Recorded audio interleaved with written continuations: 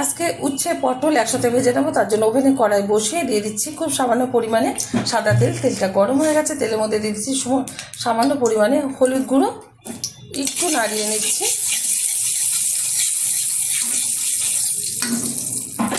এদিকে পটল আর উচ্ছেটা ভালো করে কেটে ধুয়ে পরিষ্কার করে একটু নুন মাখিয়ে নিয়েছি, ঢেলে দিচ্ছি। সুন্দরভাবে নাড়াচাড়া করে উল্টে পাল্টে ভেজে নেব।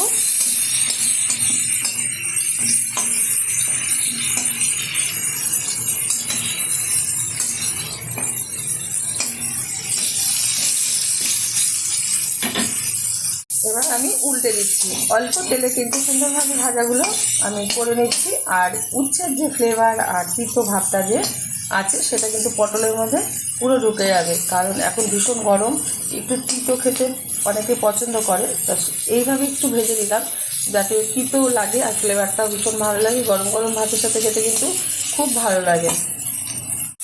ভাজাগুলো সুন্দরভাবে হয়ে গেছে, এখন আমি তুলে নিচ্ছি একটা প্লেটে। গরম গরম ভাতের সাথে গরম গরম ভাজা সার্ভ করবো, আপনারা অবশ্যই ট্রাই করবেন।